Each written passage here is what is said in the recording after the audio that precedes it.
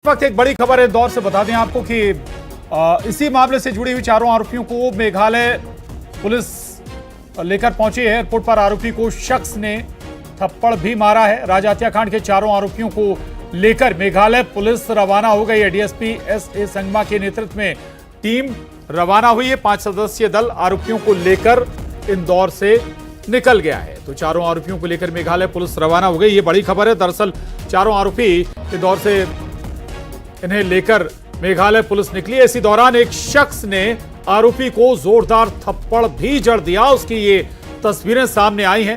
राजा हत्याकांड के चारों आरोपी जिन्हें अब मेघालय पुलिस शिलोंग लेकर जा रही है।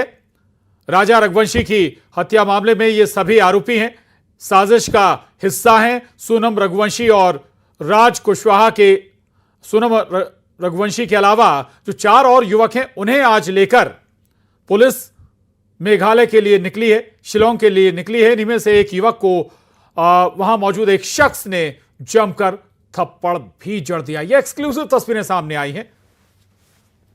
और एक बार फिर लौटते हैं अपनी चर्चा पे। प्रियंका राणा जी हमारे साथ जुड़ी हुई हैं, सामाजिक कार्यकर्ता हैं। प्रियंका जी, कि सामाजिक ताने बाने की कमी हम कहें या सामाजिक ताने बाने की कसावट में जो कमी है उसका हम एक ये रिएक्शन इस तौर पर देख रहे हैं।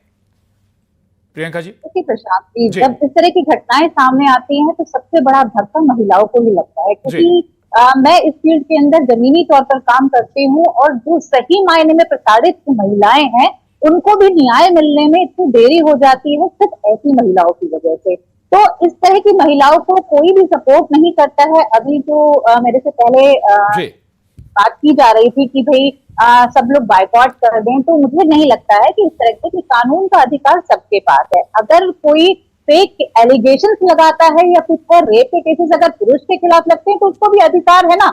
आप कह रहे हैं कि महिलाएं आई उसने टेबल तोड़ दी, तब तो आप नाराज हो रही हैं, लेकिन अगर हो सकता है ना, अभी तो ये मीडिया ट्रायल है या पुलिस की चीजें अभी बहुत पड़ते सामने आने वाली है, इस केस को स्टडी करना बाकी है और इसके पीछे के राज भी जानने जरूरी है, क्योंकि आगे आने वाले समय में किस तरह से हमारे समाज पे इम्पैक्ट पड़ता है वो तभी हम लोग सॉल्व कर पाएंगे जब तक हम इस केस के बारे में स्टडी करेंगे। तो मुझे लगता है हर किसी को कानूनी अधिकार है और उसके ऊपर जांच होनी चाहिए। कोर्ट हमारा ठीक है, एक प्रक्रिया होती है, थोड़ा डिले होता है। निर्भया कांड के अंदर भी 7 साल लगे थे लेकिन जस्टिस हुआ था। तो पुरुषों के लिए कानून नहीं है, ऐसा नहीं है। पुरुषों को भी अधिकार मिलते हैं, पूरी तरह से कोर्ट के अंदर साबित करना पड़ता है तभी उनको सजाएं मिलती हैं, अदरवाइज नहीं मिलती है। और अगर आप ये कहेंगे कि जिन महिलाओं के लिए बहुत सारे कानून है, पुरुषों के लिए तो फिर तिहाड़ जेल के अंदर इतनी सारी महिलाएं कैसे बंद है?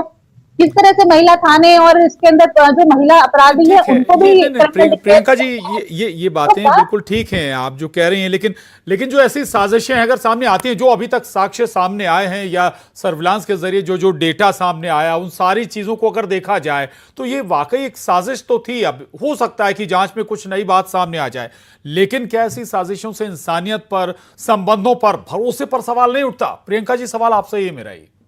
जी बिल्कुल उठता है और मैं कह रही हूँ ये बहुत बड़ा धक्का है, और खासतौर से महिलाओं पे, क्योंकि महिलाएं हमेशा से स्नेह और प्रेम का प्रतीक रही हैं। हमारे देश के तो देवी माना जाता है और किस तरह से सब लोग विश्वास करते हैं, पूरा परिवार जो है चलाने की जिम्मेदारी जो होती है महिला के कंधों पर होती है। और अगर महिला ही इस तरह की चीज करे